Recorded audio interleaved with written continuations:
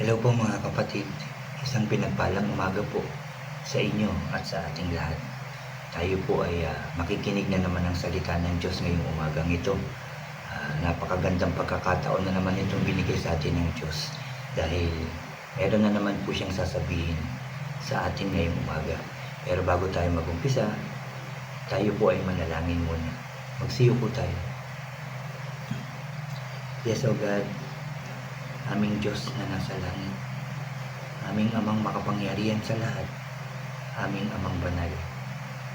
Ama, maraming salamat na naman ngayong umagang ito dahil ipinahintulot mo na naman, Lord, na kami po ay makapakinig, pag-aral ng iyong mga salita. Maraming salamat po. Ama, samahan mo po ulit kami, turuan at gabayan para, Lord, na lubusan namin maintindihan ng lahat ng inyong sasabihin sa amin ngayong umagang ito. Ako rin po na gagamitin mo po para mag-share ng iyong salita. Samahan mo rin po ako, turuan, gabayan mo rin po ako, proteksyonan para po, Lord, ang lahat ng aking sasabihin ay galing lamang po sa inyong salita. Maraming salamat sa napakagandang opportunity ito, Lord, na makapakinig na naman ng iyong salita. Lord, we believe na narito ka sa aming kalagitnaan. Salamat po, Lord. Kaya ang gawain ito na naman ay magtatagumpay sa pangalan ng aming Panginoong Hesus. Maraming salamat, Lord. Maraming salamat, Jesus. Maraming salamat, Holy Spirit. Pinupuri ka namin, pinasasalamatan, sinasamba ka namin sa iyo lamang, O Diyos, ang pinakamataas na papuri at pagsamba sa tanging pangalan na aming Panginoong Hesus na aming tagapagligtas. Lahat tayo ay magsabi ng Amen and Amen. At ito po ang aking channel.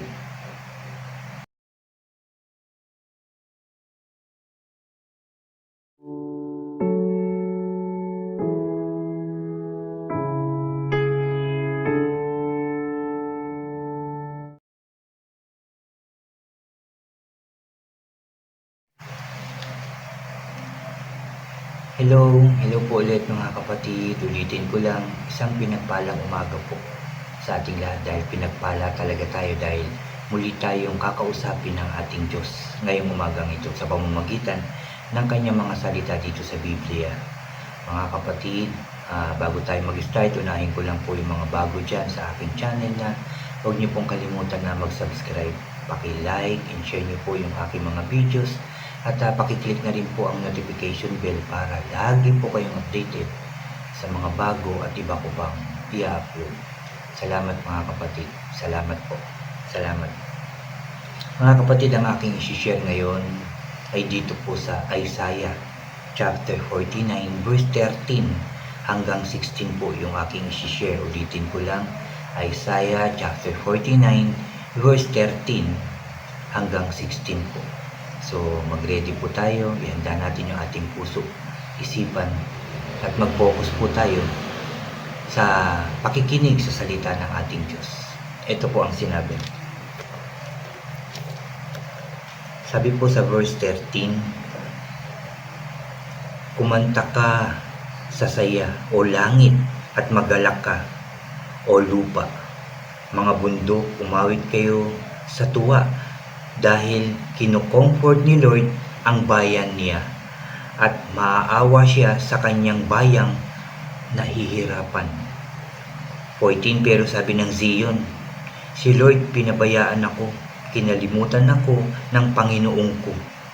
At sumagot si Lord, kaya bang kalimutan ng nanay ang baby niyang bagong panganak? Mawalan ng sabi dito, at mawalan ng awa sa anak niyang galing sa tiyan niya. Pwedeng may nanay na makalimot, pero ako hindi kita kakalimutan. Amen. At 16, tingnan mo, inukit na kita sa palad ko, lagi kong inaalala ang mga pader ng city mo. Salamat sa salita ng ating Diyos. Salamat. Napakaganda ng sinabi, ano po mga kapatid, sa verse 13. Sabi niya, magsaya tayo. Sabi niya, yung langit, mga Sabi niya, magalak kayo, yung lupa, mga bundok, umawit kayo sa tuwa dahil kinukomfort ni Lord ang bayan niya at maaawa siya sa kanyang bayang nahihirapan. Amen. Ito po nga pala ay dito sa ang Biblia Pinoy version po yung aking binasa ngayong umagang ito. At sabi pa, akala natin tayo pinabayaan ng Diyos, nakalimutan na tayo ni God. Pero sabi ng Zion, si Lord pinabayaan ako, nakalimutan ako ng Panginoon ko. Kayo ba, nasasabi nyo ba yan minsan na pinabayaan na tayo ng Diyos, pinabayaan na ako, nakalimutan na ako ng Diyos dahil makasalanan ako, nagkamali ako, patuloy na nagsisinungaling, patuloy na gumagawa ng hindi maganda sa kanyang paningin. Sabihin na natin, madamot ako, mayabang pa rin ako, baka nakalimutan at pinabayaan na ako ng Diyos. Pero sinabi ni God sa verse 15, at sumagot si Lord, kaya bang kalimutan ng nanay ang baby niyang bagong panganak? Dahil tayo po, kanino ba tayo galing? Sa ating Diyos na nasa langit. Siya ang gumawa sa atin. At mawalan ng awa sa anak niyang galing sa tiyan niya. Pwedeng may nanay na makalimot, pero ako, hindi kita kakalimutan. Ikaw yun. Tayo yun. Sinasabi sa atin ng Diyos na hindi tayo makakalimutan. Dahil siya ang gumawa sa atin. Siya ang ating Ama na gumawa sa atin. Sabi pa niya, may mga nanay na nakakalimot sa kanyang mga anak. Pero siya, sabi niya, hindi niya tayo nakakalimutan. Sabi pa niya sa 16, tignan mo, inukit na kita sa palad ko. Lagi kong inaalala ang mga pader ng city mo. Baga, laging niya tayong naaalala yung mga ginawa niya. Kasi once na humingi na tayo ng kapatawaran sa ating Diyos, nakakalimutan niya na yung kinakalimutan niya na yun. Hindi niya na maaalala yung ating mga kasalanan. At maaalala niya na at iisipin yung mga ginawa nating kabutihan. Yung mga pagsunod natin sa Kanya. Di man perfect yung pagsunod natin, pero alam ko naaalala niya yun. Hindi niya yun nakakalimutan. So ano pa dapat natin gawin? Siyempre magpatuloy, gumawa ng kabutihan, sumunod sa Kanya, magmahal ng kapwa, tumulong sa kapwa, kahit pa minsan tayo yung nangangailangan pero tumutulong pa rin tayo. Alam niyo ba, yun yung lagi niyang maaalala. At kung yun ang tuloy-tuloy nating ginagawa, na talagang nagbalik loob na tayo sa Diyos, no?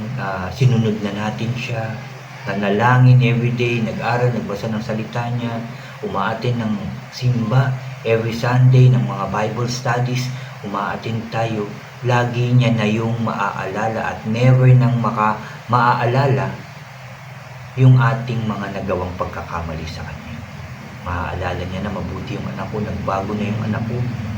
Talagang nandun na yung tingin niya sa atin, nandun na yung protection niya sa atin, nandun na yung pagpapala niya sa atin dahil patuloy na tayong sumusunod sa Kanya.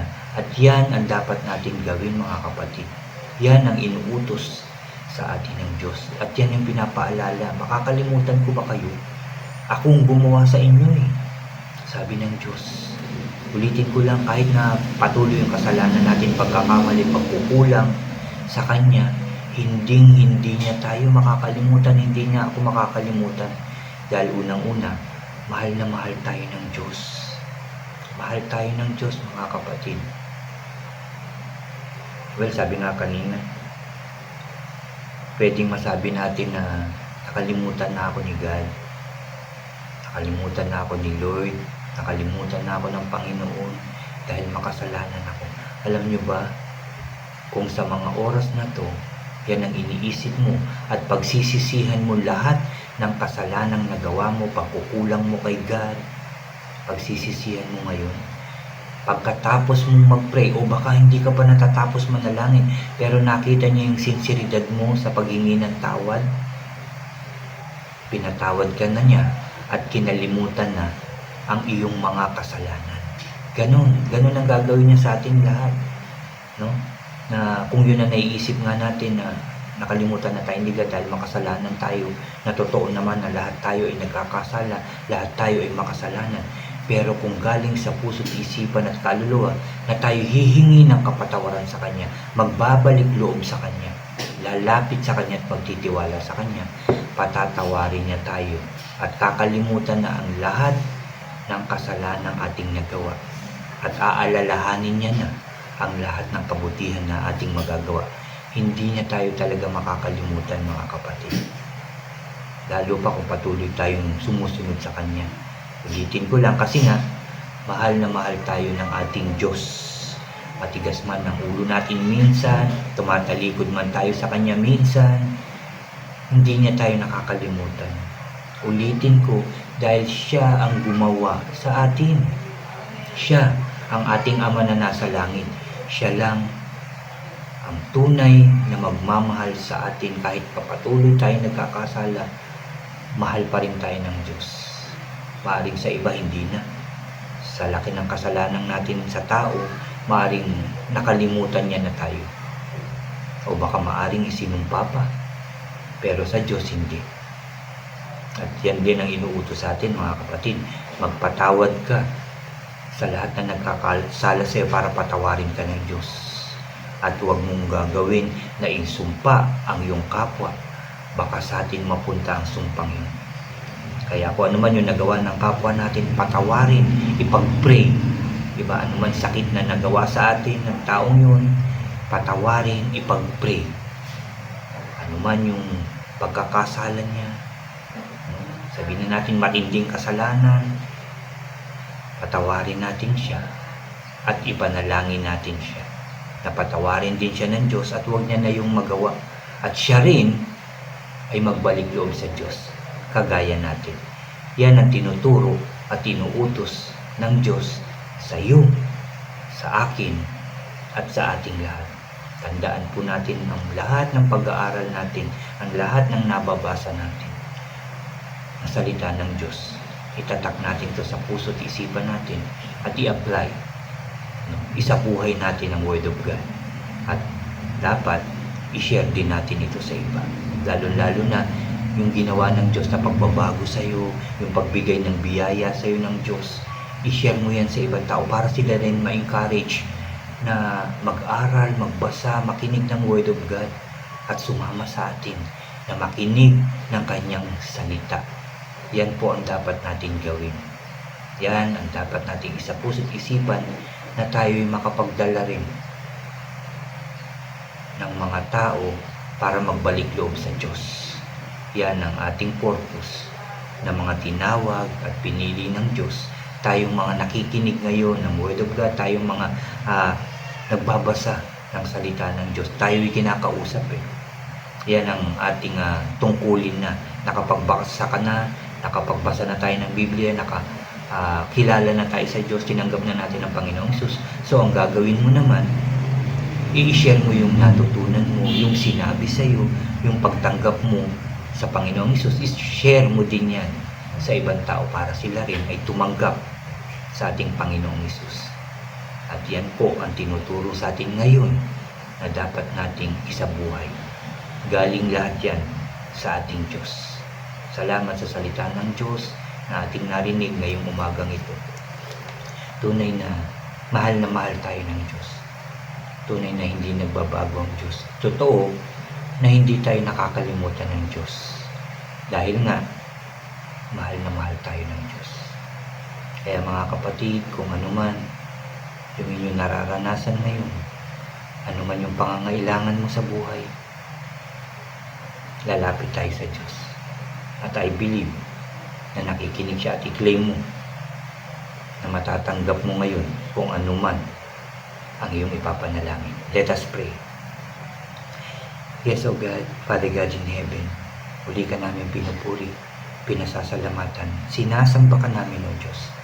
Salamat po dahil tinawag mo kami ngayong umagang ito para makinig ng iyong mga salita. Salamat, Lord, sa pagkakataong binigay mo sa amin. Salamat at muli mo kaming kinausap. Salamat at muli mo kaming tinuruan, Lord, na kaming magalak, matuwa, dahil hindi mo kami nakakalimutan. I pray na maitatak namin to sa aming puso't isipan.